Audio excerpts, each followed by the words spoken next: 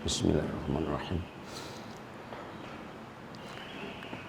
Assalamualaikum warahmatullahi wabarakatuh. Alhamdulillahi rabbil alamin. Wal aqibatu lil muttaqin wala udwana illa 'alal zalimin. Wassalatu wassalam ala sayyidina Muhammadin wa ala alihi wa sahbihi ajma'in. Amma ba'du, rabbis shrah li sadri wa yassir li amri wahlul 'uqdatam min lisani yafqahu qawli. Hadratil kiram, para alim ulama, tokoh masyarakat, pengurus masjid dan jamaah Masjid Al-Muhajirin yang kita selalu berharap Allah mencurahkan rahmat dan ridhonya kepada kita semua. Puji teriring syukur kehadirat Allah Subhanahu wa ta'ala. Itulah kalimat yang paling tertinggi dan paling terindah yang diungkap ucap oleh seorang hamba. Dan berharap pujian kita dan rasa syukur yang kita ungkapkan dengan melaksanakan sholat subuh berjamaah di masjid ini, kiranya Allah Subhanahu wa ta'ala ridha dan menambahkan lagi nikmat kepada kita semua. Amin ya rabbal alamin. Sementara salawat dan salam pun saat kita membacanya untuk Nabi Muhammad sallallahu alaihi wasallam, semoga kiranya salawat-salawat tersebut akan menjadikan bukti yang nyata bahwa kita adalah umat Nabi Muhammad yang mencintai nabinya sepanjang hayat dan berharap dipertemukan dengan beliau di hari kiamat. Amin ya rabbal alamin. Ma'asyiral hadirin, para bapak ibu jamaah yang dirahmati oleh Allah Subhanahu wa ta'ala. Di kesempatan kajian malam hari ini, saya ingin menyampaikan ada ilmu dan hikmah yang terdapat dalam surat Al-Kahfi berkaitan dengan para pemuda yang tinggal di dalam goa itu sendiri. Banyak pandangan atau banyak ilmu yang kita bisa tarik dari apa yang terdapat dalam surat Al-Kahfi ini. Tapi setidaknya di kesempatan pagi hari ini saya menyampaikan ada beberapa poin saja. Pertama, bahwa Nabi SAW memang pernah bersabda dan diakui sebagai hadis sahih bahwa orang yang membaca surat Al-Kahfi di malam Jumat atau sampai dengan hari Jumat, maka Allah akan memberikan cahaya kepadanya antara dia dengan Ka'bah, kata Nabi SAW. Sehingga akhirnya dengan dalil inilah para ulama rata-rata menganjurkan salah satu untuk menghidupkan malam Jumat atau hari Kamis sampai dengan hari Jumat itu, salah satunya adalah membaca surat Al-Kahfi. Rata-rata demikian. Dan memang jarang menganjurkan surat Yasin. Saya tidak ingin kemudian memperuncing polemiknya. Bolehkah? Setahu saya kalau sesuatu perbuatan baik tidak ada perintah, tapi pada saat yang sama tidak pula ada larangannya, boleh-boleh saja pada dasarnya. Jadi kita tidak akan terus berseteru persoalan perbedaannya. Kalau memang tidak ada perintahnya, juga tidak ada larangannya, al-aslu fil amri lil ibahah, sementara ulama menyampaikannya demikian. Segala sesuatu pada dasarnya itu boleh, kecuali ada dalil yang melarang hal tersebut. Nah, ma'asyiral hadirin, para bapak jamaah yang dirahmati oleh Allah Subhanahu wa ta'ala, beberapa poin yang bagi saya menarik untuk saya sampaikan. Pertama begini, bahwa surat Al-Kahfi secara bahasa kahfi itu dianggap ataupun diterjemahkan oleh para ulama dengan goa, sehingga tidak perlu kita mengungkapkan goa kahfi, karena yang namanya kahfi goa gitu. Kita kan banyak pakai kalimat double-double nih. Ya, Lailatul Qadar itu malam kemuliaan, maka kita menyebut malam Lailatul Qadar. Sudah malamnya dua kali, Lailatul Qadar. Lail malam, kita menyebutnya masih malam. Sudahlah, susah merubah itu yang sudah menjadi budaya bangsa Indonesia-nya. Nah, Al-Kahfi ini menceritakan tentang 7 orang pemuda yang dianggap paling mendekati kebenaran ketika mereka melarikan diri dari para penguasa yang zalim pada masa tersebut untuk memerintahkan mereka, bahkan memaksa mereka untuk mengikuti agama sang raja ini. Setidaknya disitulah kita mengetahui dari zaman dulu yang namanya orang beragama dulu selain Islam, setidaknya agama itu adalah sebuah paksaan untuk dianut. Paksaan untuk dianut.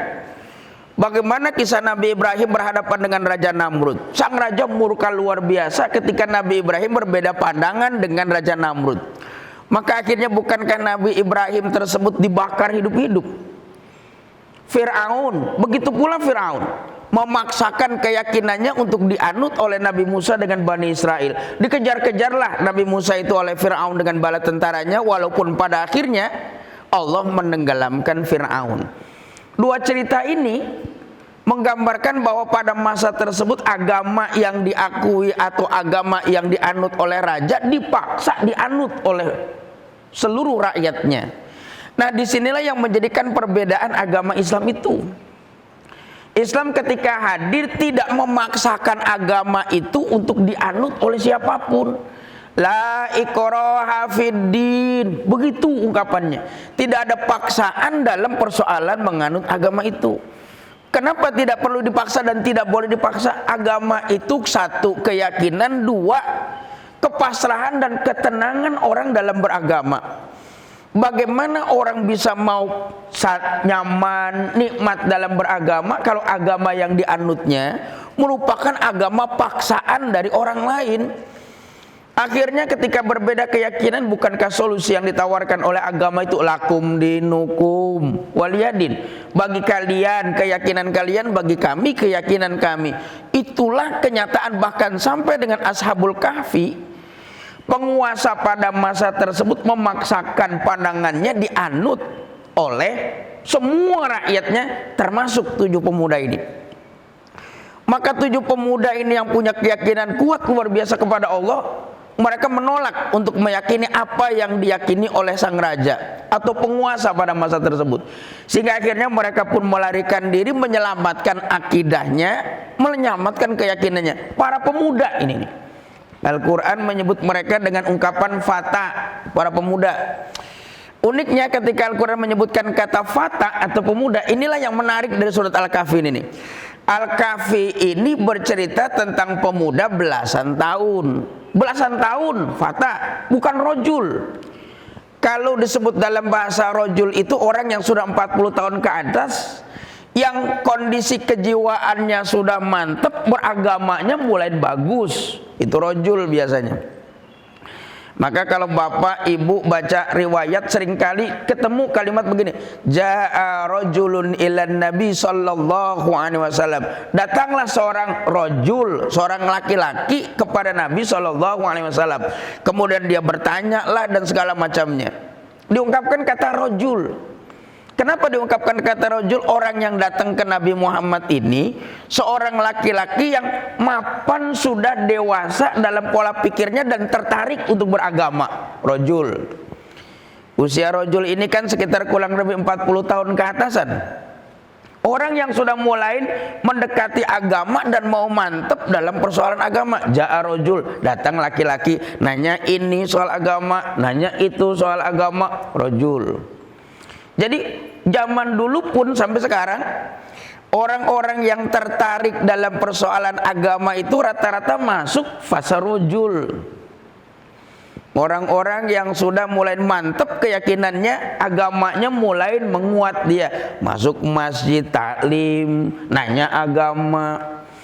Maka nggak aneh kalau masjid itu dipenuhi atau setidaknya diisi oleh kelompok rojul sampai dengan syekh.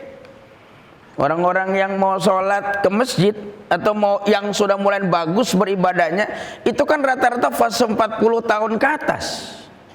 Mulailah masjid. Makanya nggak aneh kan Pak, Ibu, kalau masjid itu dipenuhi oleh ataupun diisi lah setidaknya oleh orang dewasa sampai orang tua.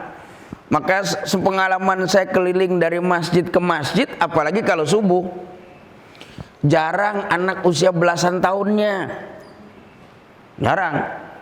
Yang ada ya fasrojul sampai syekh, usia 40 tahunan terus sampai tua.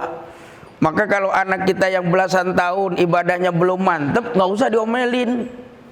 Kenapa nggak usah diomelin? Fasenya belum masuk, soalnya ketertarikan terhadap agama itu belum mereka inginkan, belum ada naluriahnya.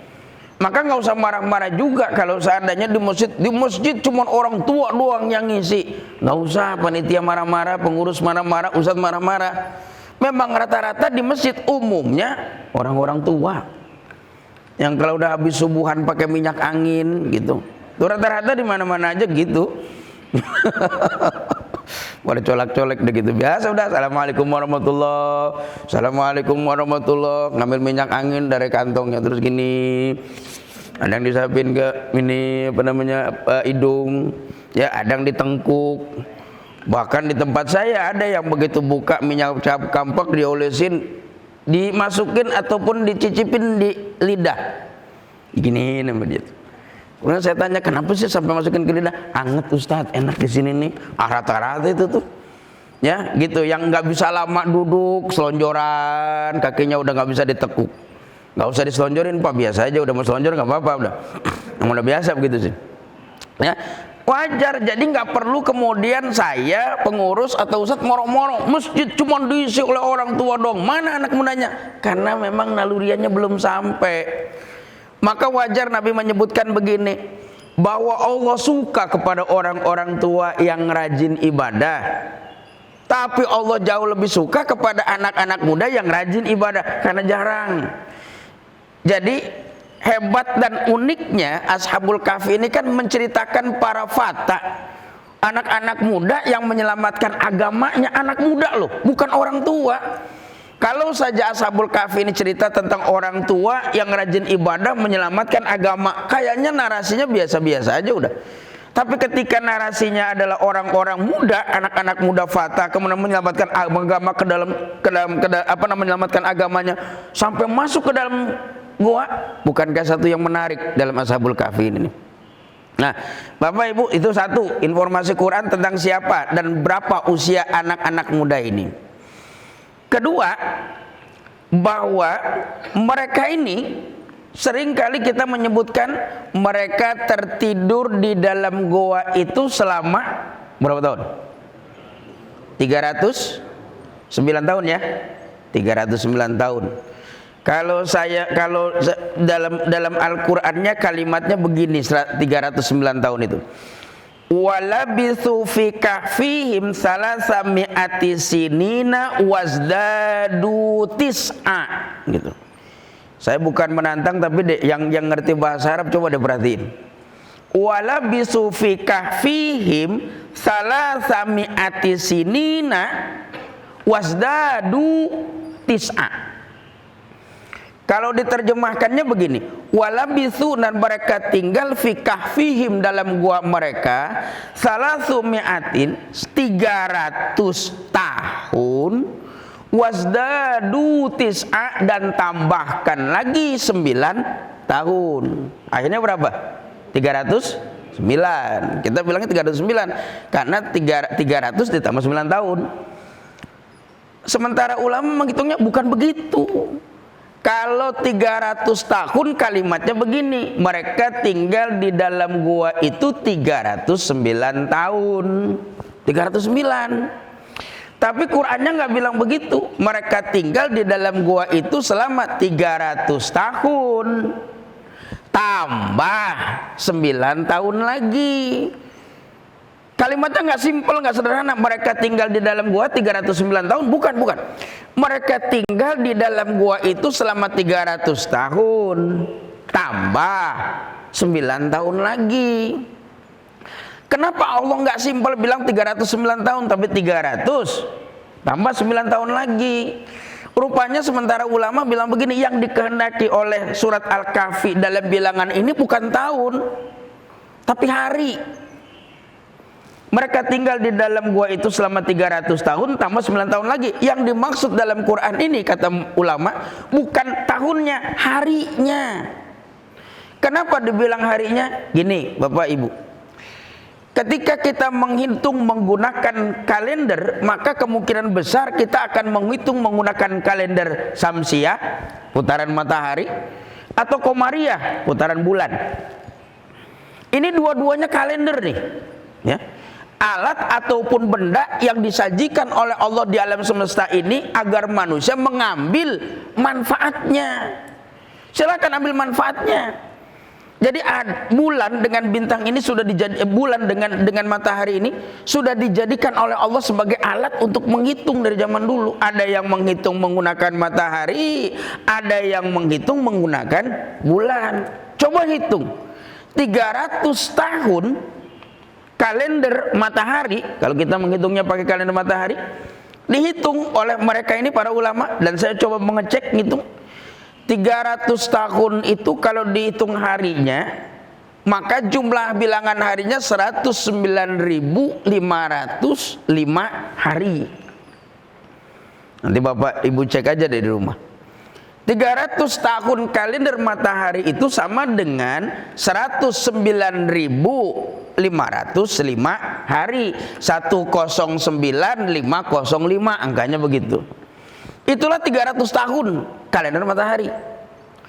Maka kalau kita menghitung menggunakan kalender bulan, tambahin lagi 9, 309. Maka 309 tahun kalender Hijriyah menggunakan putaran bulan, maka kita akan ketemu pada angka 109.505 hari.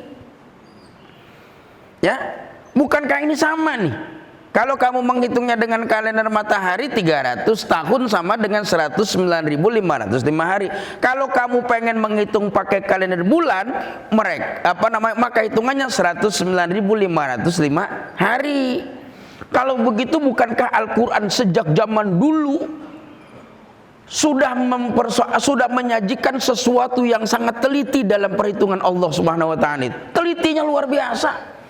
Allah ingin membuktikan ketelitiannya bahwa 300 tahun yang kamu hitung sama dengan 300 tambah 9 tahun kalender Hijriah. Ketemu dia. Begitu telitinya Allah dalam persoalan perhitungan itu. Sehingga kalau kita sudah memahami itu sebagai sebuah ketelitian, maka kita akan sadar betapa Allah menciptakan segala sesuatu teliti dengan perhitungan.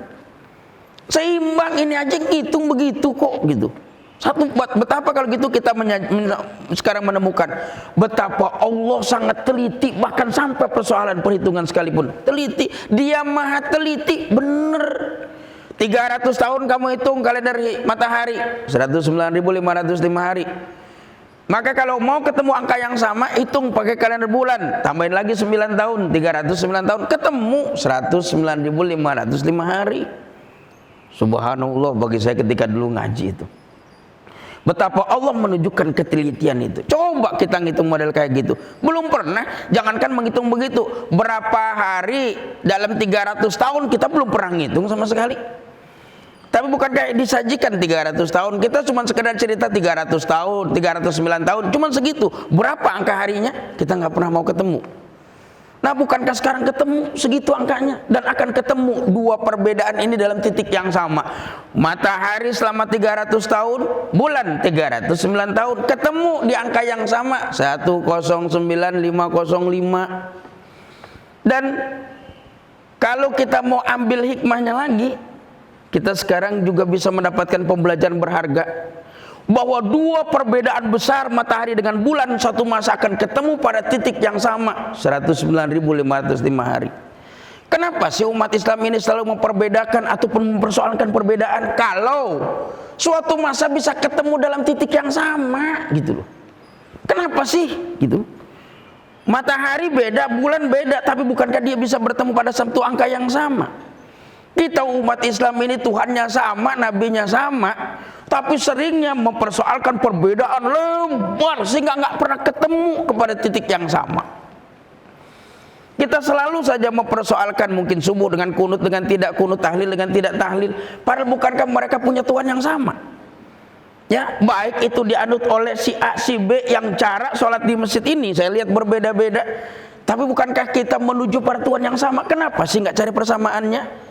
Capek kita ini bertengkar terus dalam perbedaan. Yang perbedaannya bukan prinsipil, perbedaan furu'iyah doang sebenarnya sih, menyebabkan kita selalu lebih baik daripada pandangan orang lain. Coba lihat itu tuh. Allah menciptakan matahari beda, menciptakan bulan beda. Matahari munculnya siang, bulan munculnya malam. Sehari atau hitungan setahun dalam kalender matahari dengan setahun dalam kalender bulan, hitungannya nggak sama harinya. Tapi bukankah bisa ketemu jumlah yang satu sama? Sehingga surah Al-Kahf ini tidak kita sekedar baca bahwa inilah suatu yang luar biasa yang terjadi atau diceritakan pada diri pemuda itu. Nggak sekedar itu. Tapi surat Al-Kahfi setidaknya mengajak kita ini untuk cobalah, nggak perlu memperdebatkan perbedaan-perbedaan yang nggak prinsipil. Kalau kita masih ketemu dengan titik yang sama, enak kalau begini, umat Islam jadi bagus. Boleh pakai matahari kalendernya, boleh kalau kamu buat perhitungan. Boleh saya pakai kalender bulan Pak, boleh kalau seandainya kamu itu buat perhitungan. Ah, kalender kita Islam Pak, pakai bulan. Bukan.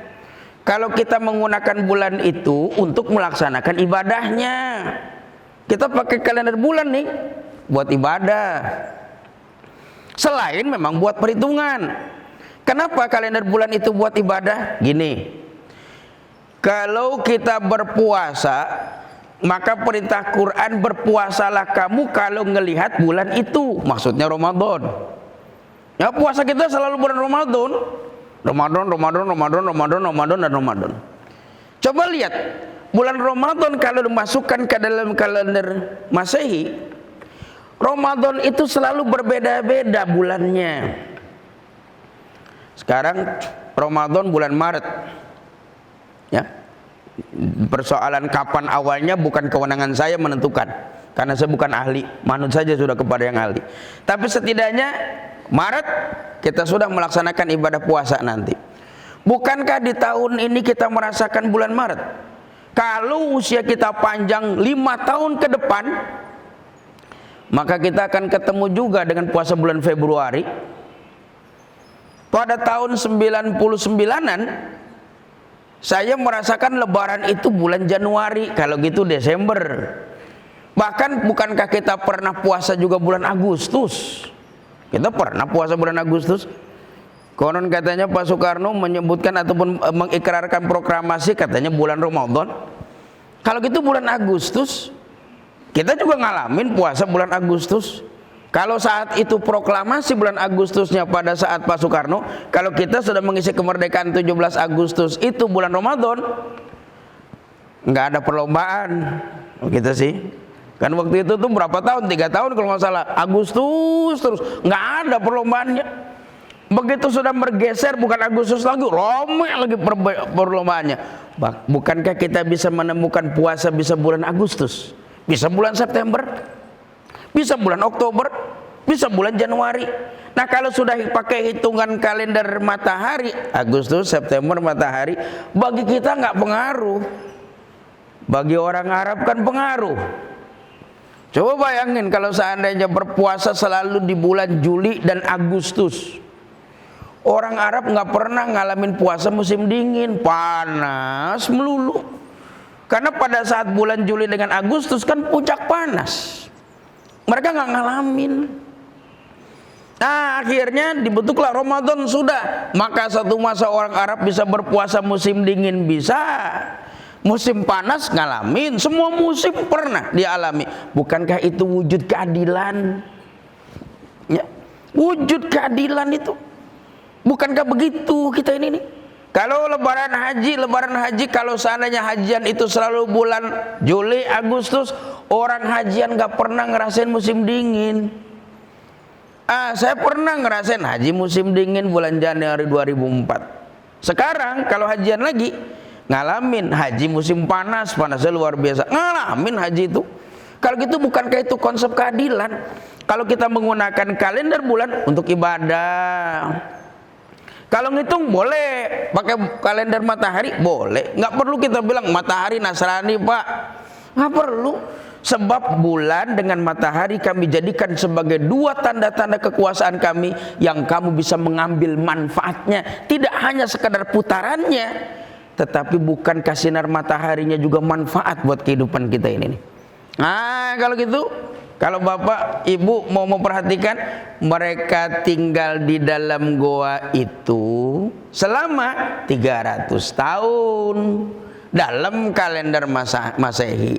Kalau kamu mau ngitung pakai kalender bulan, tambahin lagi 9. Nanti ketemu angkanya 109.505 hari. Sehingga bagi para penggemar ataupun orang-orang yang suka baca surat Al-Kahfi, Al-Kahfi tidak hanya sekedar rutinitas ritual, tapi setidaknya kalau kita membaca, kita diingatkan berulang-ulang. Kalau kamu bisa ketemu pada titik yang sama, nggak perlu lagi mempersoalkan perbedaan. Dan kita tidak perlu mempersoalkan perbedaan kalau memang tidak prinsipil, nggak perlu. Bahkan sama kalau kita melaksanakan ibadah haji dan umroh, bahasa beda, cara ibadah juga nggak sama. Tapi ketika ketemu dalam sebuah tempat bernama Mataf, tempat orang melaksanakan tawaf, bukannya putarannya juga tetap 7? Bukankah bacaannya juga sama? Semua orang menangis. Bukankah kalau gitu ada salah satu magnet yang mengangkat ataupun menyatukan umat Islam meskipun dia berbeda-beda? Karena perbedaan itu keindahan.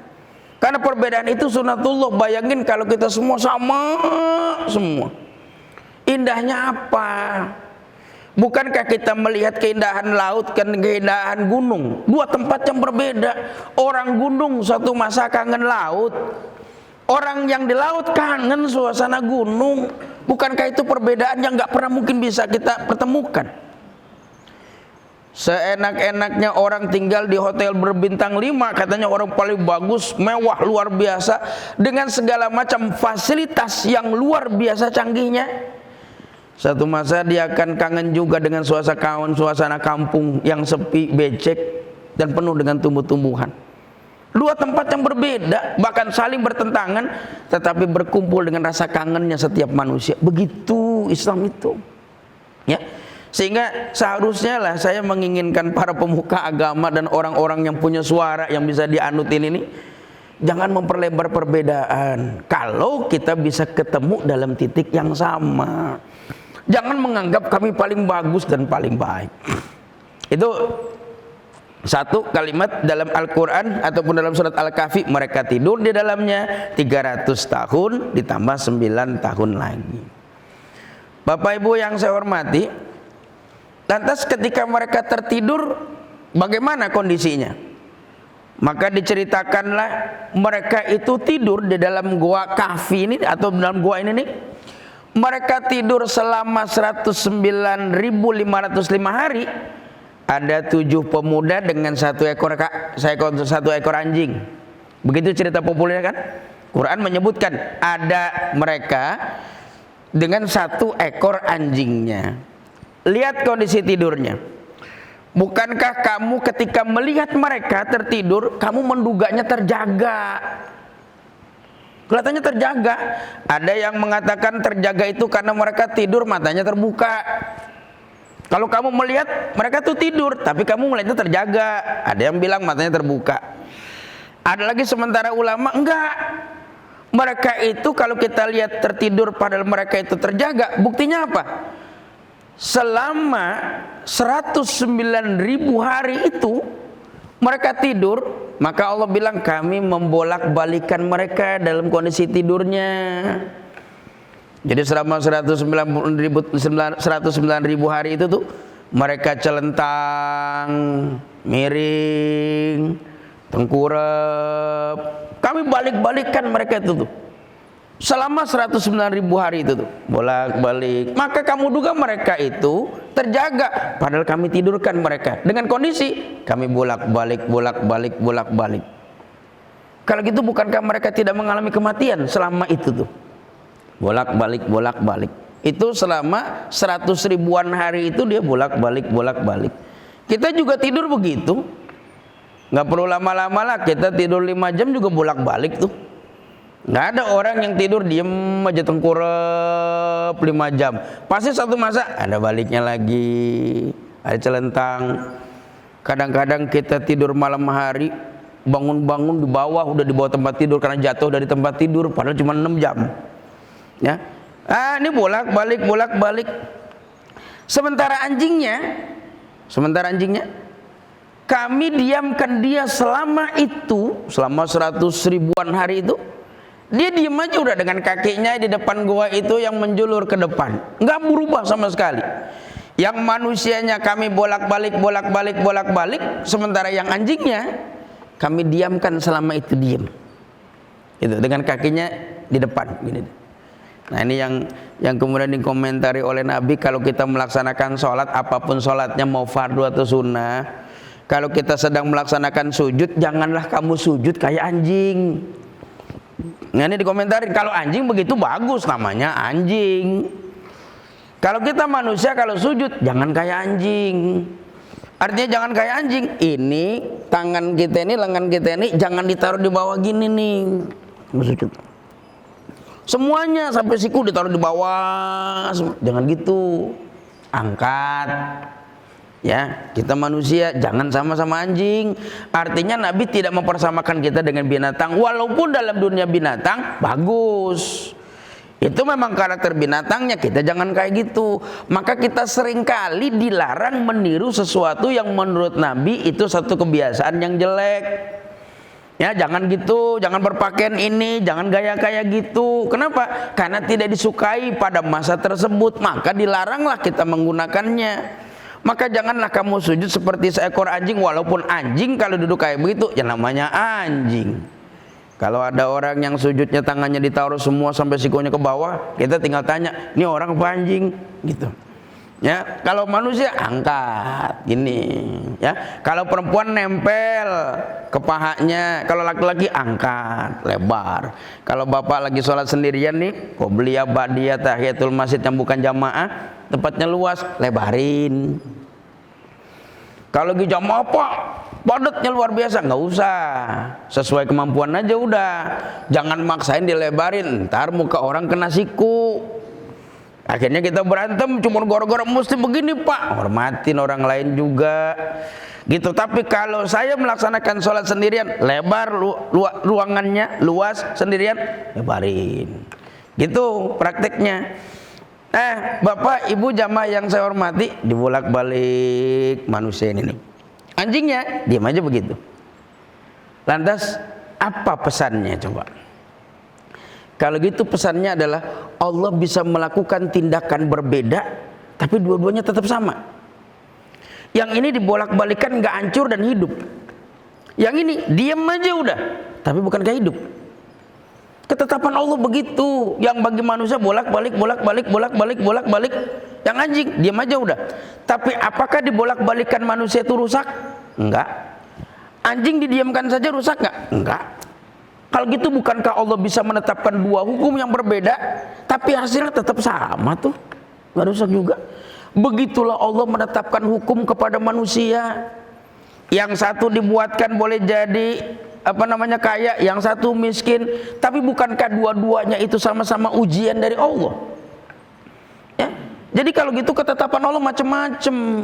Ketetapan Allah kepada makhluk itu enggak satu. Jadi jangan pernah kemudian kita berusaha untuk menyamakan semua itu, nggak bisa. Karena ketetapan Allah beda-beda. Lihat aja nih. Tuh jadi gitu. Ini bolak-balik hidup, ngancur. Ya, ini diam aja. Hidup, ngancur. Enggak, bukankah sama ketetapan Allah itu?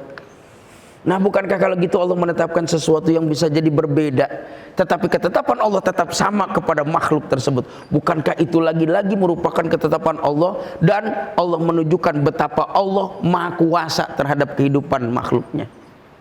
Dan kenapa manusia dibolak-balik? Meskipun dia tidur selama 100 ribuan hari, dia tidur bolak-balik. Saya setuju dengan ulama yang memahaminya. Rasanya ini juga menjadi peringatan bagi kita, pembelajaran bahwa manusia itu adalah makhluk yang bergerak. Meskipun dia tertidur, maka tertidurnya manusia itu tetap bergerak gitu. Itu manusia. Ada binatang yang tertidur dia dan nggak bergerak-gerak, binatang. Tapi kalau manusia dalam tidurnya juga tetap bergerak.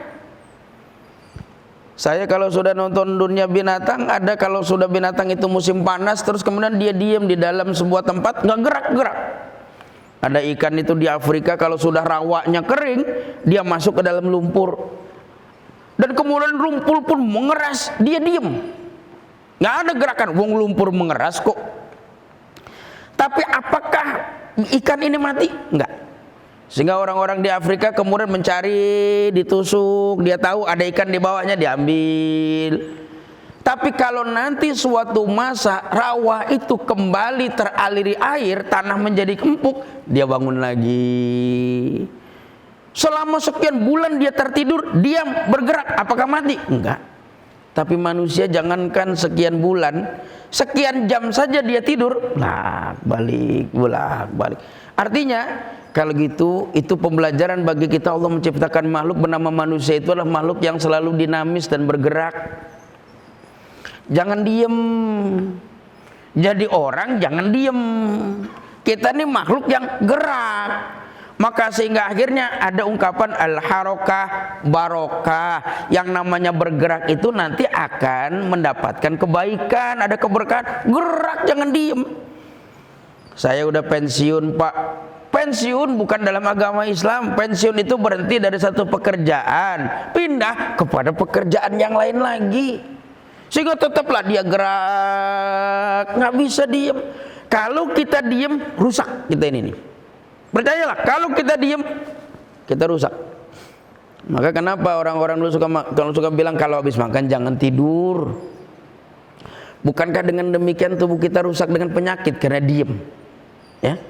Bahkan kalau kita tidur kelamaan gak gerak-gerak juga atau terlalu lama kita tidur, maka kita akan bilang badan para sakit, Pak, tidurnya kelamaan. Bukankah kita bergerak tuh? Sehingga apapun kerjakanlah, meskipun itu persoalan yang enteng, kecil. Ya, sehingga akhirnya saya senang dengan orang-orang tua ketika mungkin ngelihat dia masa usia pensiunnya atau kemudian pindah ke kampungnya, ada sawah, ada kebun, dia ngebun, dia gerakin badannya tuh. Dengan menanam di usia tuanya, ya bilangnya sih kalau nanam satu tumbuhan di ketika tua, kemudian dia bilang ngapain tanam ini? Buat anak cucu nanti dimakannya, buat anak cucu tuh. Saya ingat banget bapak saya nanam pohon mangga, dia tanam, terus kemudian ketika sudah ditanamkan dia bilang Bismillahirrahmanirrahim, biar kemakan buat anak cucu, katanya gitu. Udah, bener nggak? Bener, pohon mangganya sama sekarang masih hidup kok, kemakan sama anaknya, kemakan, cucunya kemakan, yang nanam nggak makan, mau meninggal, gitu. Makanya niatnya yang bener, gitu, biar kemakan sama saya, anak sama cucu, gitu. Jangan sekedar biar kemakan sama anak sama cucu, dia nggak makan beneran itu. Nah kalau gitu sebagai saya itu omongan jadi itu tuh, ya gitu. Nah jadi kalau gitu dia tanam biar manfaat kepada orang lainnya, ada gerak kita ini nih, bolak balik, hidup dia, hidup, nggak rusak dia, nggak, anjing diam, dia juga nggak rusak. Itu ketetapan Allah. Sehingga apa yang ditetapkan oleh Allah kepada si A bisa berbeda kepada si B, tapi dua-duanya punya ketetapan yang sama di mata Allah Subhanahu wa taala. Jadi nggak perlu mengiri dengan nasib orang lain. Nggak perlu. Nggak perlu ngiri dengan keadaan orang lain. Nggak perlu. Tujuannya sama. Kalau kita di Indonesia ngeliat orang di Mekah jualan atau tinggal di sana, kita ngiri. Tiap hari bisa sholat di Masjid Nabawi ya Pak, tiap hari bisa sholat di Masjidil Haram ya Pak, enak banget tinggal di sini. Nggak usah ngiri. Sebab kalau soal perjuangan dan pahala, Allah tetap menggambarkannya sebagai perjuangan. Mereka jalan, kita jalan. Masjid Muhajirin sana Masjidil Haram, jalannya yang dihitung, bukan sekedar masjidnya. Nggak perlu ngiri. Nggak harus kemudian kita minta mudah-mudahan saya diciptakan di sana. Nggak perlu. Ketetapan kita di sini beda dengan ketetapan orang lain. Tapi bukankah Allah menetapkan sesuatu yang sama buat itu? Itu udah dua tuh. Ya, ketika mereka bergerak-gerak. Yang ketiga atau yang berikutnya nih. Ketika sudah 109 tahun mereka tidur, maka Allah pun bangkitkan 109.505 hari dibangkitkan oleh Allah. Supaya apa? Liyatasaalu bainahum. Akhirnya menjadilah mereka itu saling tanya. Begitu tidur dan mulai bangun 7 orang ini, akhirnya yang satu nanya. Begitu dia bangun ditanya sama yang lain, tanya yang lain ini. Dia nanya yang lain, dia bilang, berapa lama kita ini tertidur? Ya, kalau apa namanya kam labis tuh berapa lama kita ini kalian ini tidur? Kita berapa lama nih tidur di sini nih? Maka akhirnya ada yang jawab bilang begini, kita ini tidur paling-paling setengah harian kayaknya sih. Paling lama sehari kita tidur ini nih. Gitu dijawabnya tuh.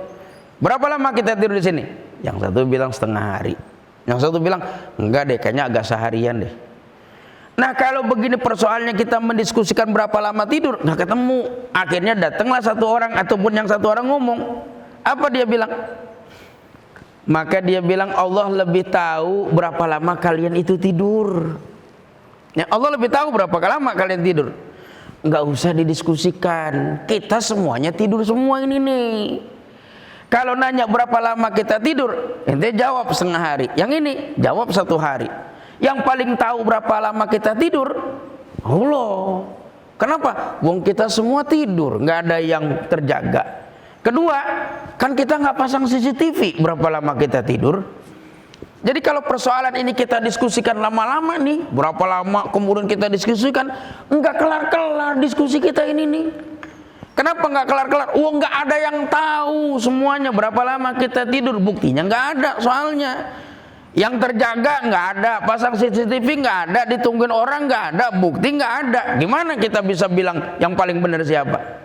Nggak usah lah, udah Allah paling tahu berapa lama kita tidur. Itu percakapan. Setidaknya percakapan Ashabul Kahfi bagi kita saat ini nih. Stop mempersoalkan sesuatu yang kita tidak bisa menentukannya. Stop udah. Yang kita nggak bisa tahu udah. Wallahu a'lam. Gitu. Seringkali kita mempersoalkan akhirat yang kita nggak pernah tahu, tapi diklaim si A begini, diklaim si A si B begini. Kafir yang nggak percaya. Siapa yang tahu kita ini nih? Persoalan agama nggak ada yang tahu dan nggak bisa diselesaikan di dunia ini nih. Gitu. Jadi kalau sudah menuju akhirat, sudah menuju Allah, stop, jangan panjang-panjang, udah berantem kita ini nih. Kalau yang tahu cuman Allah, udah Allah yang tahu, kita tidak perlu memperdebatkan persoalannya. Jadi umat Islam tidak selalu bertengkar atau energinya habis hanya sekedar mempersoalkan pepesan kosong. Ya, jangan diklaim sesuatu yang kita nggak pernah tahu. Salah satu yang kita nggak pernah tahu, bagaimana sikap Allah kepada kita. Saya nggak pernah tahu itu. Jadi jangan pernah mengklaim bahwa Allah berpihak kepada kita. Bung, saya juga nggak pernah tahu. Apa Allah ridho ke saya ini? Saya nggak tahu. Ente sudah sholat dan segala macamnya, pasti Allah ridho. Kamu lihatnya kan saya sholat. Bagaimana motif saya sholat, kamu nggak tahu. Bahkan jangankan kamu, saya aja nggak tahu motif saya sholat ini apa. Jadi gimana kita bawa-bawa Tuhan ke dalam kehidupan dunia ini? Susah. Apalagi sampai malaikat dan segala macam dibawa-bawa, nggak perlu. Kenapa? Kita nggak pernah tahu. Cobalah cerdas dan logis dalam beragama itu. Jangan mempersoalkan sesuatu yang bukan kewenangan kita dan kita tidak pernah tahu. Sudah. Apa Allah ridha sama Pak Ustadz? Saya nggak tahu Pak. Ustadz ngajar agama, kemudian sholatnya bagus, Qurannya hafalnya rada banyak. Kalau gitu Allah ridha, saya nggak tahu. Kenapa nggak tahu? Motifnya apa saya melakukan ini, semua gak ada yang tahu. Sedangkan Allah tidak hanya sekedar menghitung gerakan, tapi apa niat orang itu. Gitu. Bahkan segala macam perbuatannya innamal a'mal, amalnya jamak tapi niatnya satu. Niatnya cuma kepada Allah. Saya bisa jadi niatnya nyari duit, nyari populer segala macamnya. Kan kalau gitu sia-sia gerakan saya ini. Bapak ngelihatnya bagus saja dalam persoalan gerakan. Tapi niat saya belum tentu diterima oleh Allah. Saya nggak tahu itu. Sehingga siapa yang diridhoi oleh Allah? Saya juga nggak tahu. Jangankan bapak bung saya aja nggak tahu kok. Tapi saya tidak akan pernah berhenti melakukan ini semua. Kenapa? Anjuran agama ada, perintahnya ada, saya jalanin aja udah. Gimana Allahnya? Saya nggak tahu. Begitu orang dulu itu nggak ada yang berani bawa nama Tuhan dalam persoalannya dia, nggak ada. Abu Bakar ditanya tentang Allah bagaimana, ditanya sampai pada akhirnya Abu Bakar bilang, saya nggak tahu Allah itu. Begitu Abu Bakar ditanya siapa Allah, nggak tahu, dibully dia ini nih. Gimana orang selevel Anda itu nggak tahu tentang Tuhan itu? Maka ini Abu Bakar bilangnya, saya hafal kalimatnya. Dia bilang begini, al-ajzu anil idraki al-idraku. Ketidakmampuan manusia mengenal Allah secara pasti dan jelas adalah kemampuan manusia. Ketidakmampuan manusia mengetahui Allah secara pasti dan jelas itu kemampuan manusia, bukan Allahnya nggak ada.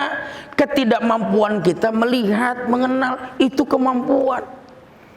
Kira-kira nih, kelelawar tahu nggak ada matahari? Kira-kira kelelawar tahu nggak ada matahari? Nggak tahu, Pak. Kenapa? Karena kelelawar keluar malam, pulang sebelum pagi. Benar nggak? Kelelawar kan gitu, keluarnya malam, pulangnya sebelum subuh. Maka kalau ada orang suka keluar malam pulang sebelum subuh, kita bilang lu kayak kampret aja keluarnya, gitu. Ya gitu. Kalau gitu kenalkan dia dengan matahari? Enggak. Tapi apakah matahari itu enggak ada? Ada. Tapi ketidakmampuan mata kelelawar untuk menatap matahari, dia tidak melihat matahari. Ketidakmampuan dia.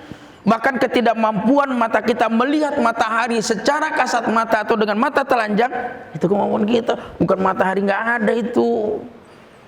Gitu. Jadi sulit menggambarkan matahari dengan mata telanjang sebagaimana menggambarkan Allah. Saya bilang begini-begini, susah. Al-ajzu anil idraki al-idrak. Maka saya nggak mau bawa-bawa Tuhan. Kenapa? Saya nggak tahu itu. Kita seringkali mengklaim Tuhan ada di pihak kita. Sehingga yang tidak dengan sama adalah Allah tidak berpihak kepada mereka. Padahal kepada yang kaya Allah berpihak, kepada yang miskin Allah berpihak. Begitu menggunakan agama itu. Jangan kemudian atas nama Tuhan kita mempermainkan Tuhan dalam persoalan yang kita lakukan. Padahal belum tentu. Sudahlah. Allah lebih tahu berapa lama kita tidur. Kenapa? Kita tidur semua kan? Tidur. Pasang CCTV enggak? Enggak. Ada yang terjaga enggak? Enggak. Ya udah, wallahu a'lam. Itu paling enak, kita nggak berantem. Yang jelas yang sama-sama kita ini sekarang hadapi apa? Kita bangun tidur lapar nih. Gitu. Makanya dari zaman Ashabul Kahfi kalau bangun tidur lapar. Kita lapar nih. Akhirnya nih bawa duit ya. Keluar sana cari makanan. Ada orang keluar sana cari makanan. Terus tolong ya, kita nih lagi diuber-uber orang nih. Hati-hati bergeraknya, hati-hati ngomongnya, jangan sampai identitas kita terbuka. Kalau kita terbuka, ketangkep, kita bakal dirajam kita ini nih. Hati-hati ya. Tindak tanduk kita itu waspada kepada lingkungan. Jangan kemudian menimbulkan kecurigaan orang-orang sekitarnya. Berangkat cari makanan, nih bawa duit, kasih duitnya. Bukankah mereka sudah berusaha semaksimal mungkin menutup identitas mereka kan? Hati-hati ngomongnya, hati-hati jalannya, hati-hati bersikapnya. Kita lagi dicari orang ini nih. Dah berangkat sana cari makanan, kita bangun tidur lapar, dikasih duitnya. Ternyata orang yang wanti-wanti, awas ya, hati-hati jalannya, jangan melakukan tindakan yang dicurigai. Dia berusaha menutup dirinya rapat-rapat, tapi dia sendiri yang membongkarnya. Kenapa dia sendiri yang membongkarnya? Dia keluarin duit dari kantongnya, nih bawa lagi, berangkat cari makanan. Nah rupanya duit ini membongkar identitas mereka semua. Kenapa? Karena sudah 300 tahunan duitnya udah nggak laku. Ya, bukankah kalau gitu akhirnya orang tahu, padahal dia udah wanti-wanti. Hati-hati ya, jangan sampai dicurigain ya, sikapnya yang tenang ya, waspada terhadap lingkungan ya. Kita lagi dicari orang nih, hati-hati pokoknya. Tutup semua identitas kita. Bawa duit nih. Begitu dibilang bawa duit, sebenarnya dia sudah membongkar dia sendiri tuh. Kenapa? Karena duitnya udah nggak laku, ketahuan orang ini akhirnya karena gara-gara duit. Kalau gitu ada pembelajaran bagi kita apa? Seringkali kita mencoba menutup erat-erat rahasia, tapi kita sendiri yang bongkar. Tanpa sadar kita yang bongkar sebenarnya sih. Kita menutup aib kita di depan umum supaya terlihat lebih baik. Padahal tanpa sadar kita sendiri yang sedang membongkar kehidupan kita sebenarnya. Nggak perlu nyalain orang lain kalau aib kita kebongkar. Kenapa? Karena kita sendiri yang kadang-kadang kita bongkar aib kita itu tuh. Kita nyalain si A, si B, si C, si D sebagai mungkin boleh jadi imbas terjadinya pada diri kita. Padahal kitanya sendiri yang berperilaku jelek, yang membongkar aib kita sendiri. Nah, sehingga akhirnya sepandai-pandai tupai melongkat akhirnya jatuh pula ke tanah. Bukan karena Allahnya, si tupainya yang jatuh. Bukankah kalau gitu nggak perlu lagi menyalahkan orang lain atas keburukan yang mungkin boleh jadi terbongkar, karena tanpa sadar kita membongkar aib kita sendiri. Bagi saya ketika dulu ngaji, kemudian catatan-catatan ini luar biasa. Kita hanya sebatas membacanya, tetapi belum mengeluarkan maknanya. Baru 3 ayat yang saya sampaikan, tapi bukankah ada kesimpulan yang cukup mendalam dalam kehidupan sehari-hari? Setidaknya kita boleh menggunakan matahari dan bulan dalam persoalan perhitungan ibadah pakai bulan, nggak usah berantem soal hari. Ya. Kemudian mereka para pemuda, di situ Allah senang kepada para pemuda sehingga ini diabadikan dalam Al-Qur'an itu. Dan stoplah, kalau kita punya titik yang sama dalam pertemuan, nggak perlu memperluas perbedaan-perbedaan. Kita umat Islam, umat yang sama, Tuhan yang sama, Nabi yang sama. Kita bisa ketemu dalam satu titik. Begitu indahnya pertemuan itu meskipun ada perbedaan. Dan kemudian jangan pula menyalahkan kesalahan orang lain akibat keburukan yang saat ini terbongkar. Karena seringkali kita membongkar aib kita sendiri tanpa kita rasa. Mudah-mudahan 3 ayat tersebut mampu menjadikan inspirasi bagi kita semua dan pembelajaran luar biasa dari surat Al-Kahfi ini. Amin ya rabbal alamin. Saya mohon izin pagi ini saya tidak membuka pertanyaan karena ada keperluan ke luar kota. Saya mohon izin, dan mungkin ini pengajian terakhir sebelum Ramadan karena berikutnya sudah 11 Maret kita masuk dan minggu kedua. Kalau tidak ada pengajian lagi saya mohon izin. Mohon maaf lahir batin, selamat menunaikan saum Ramadan. Mudah-mudahan semua amal ibadah kita baik yang lahir dan batin diterima oleh Allah Subhanahu wa taala. Amin ya rabbal alamin. Hadanallahu wa iyyakum ajmain. Wassalamualaikum warahmatullahi wabarakatuh.